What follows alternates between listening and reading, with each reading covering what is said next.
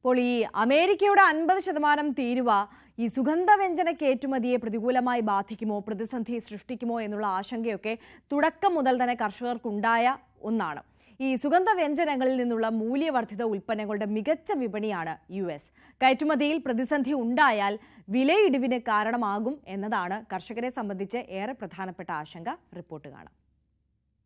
ഇടുക്കിയിൽ പ്രധാന സുഗന്ധവ്യഞ്ജനങ്ങളായ ഏലയ്ക്ക, കുരുമുളക് തുടങ്ങിയവയുടെ പ്രധാന അന്താരാഷ്ട്ര വിപണി ഗൾഫ് രാജ്യങ്ങളും യൂറോപ്യൻ രാജ്യങ്ങളുമാണ്.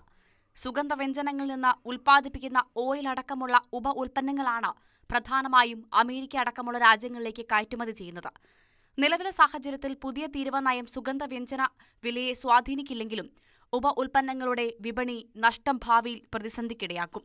യൂറോപ്പിലേക്കും ഗൾഫ് രാജ്യങ്ങളിലേക്കുമുള്ള നമ്മളുടെ കയറ്റുമതി കൂട്ടുകയും അതേപോലെ തന്നെ കേന്ദ്ര ഗവൺമെന്റ് ആവശ്യമായ സബ്സിഡികളും മറ്റെല്ലാം കൊടുത്ത് അമേരിക്കയിലേക്ക് കയറ്റുമതി ചെയ്യുമ്പോൾ അധിക തീരുവയിൽ വരുന്ന നഷ്ടം നികത്തുന്നതിനുള്ള ഒരു സാഹചര്യം ഉണ്ടാക്കുകയും ചെയ്താൽ അത് വളരെ ഫലപ്രദമായിട്ട് നമുക്കിതിനെ മറികടക്കാൻ കഴിയും.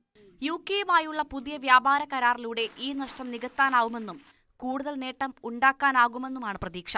യഥാർത്ഥത്തിൽ US-നെ സംബന്ധിച്ചിടത്തോളം ഇന്ത്യയുടെ 15% എക്സ്പോർട്ട്, സ്പൈസസ് എക്സ്പോർട്ട് US-ലേക്ക് നടക്കുന്നുണ്ട്. പ്രത്യേകിച്ച് മിന്റ് ഓയിൽ, മറ്റ് സ്പൈസസ് ഓയിലുകൾ, അതുപോലെ തന്നെ ചില്ലി, ഇതെല്ലാം US-ൽ ധാരാളമായി കയറ്റുമതി ചെയ്തുകൊണ്ടിരിക്കുകയാണ്.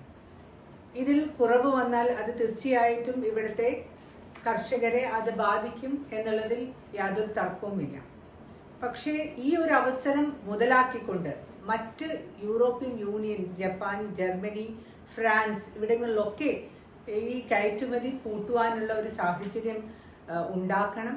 അതോടൊപ്പം തന്നെ ഗവൺമെന്റിന്റെ ഭാഗത്തു നിന്നൊരു ശ്രദ്ധ ഉണ്ടാവാൻ പ്രത്യേക റിക്വസ്റ്റ് സ്പൈസസ് ബോർഡിന്റെ ഭാഗത്തു നിന്ന് ഉണ്ടാവും.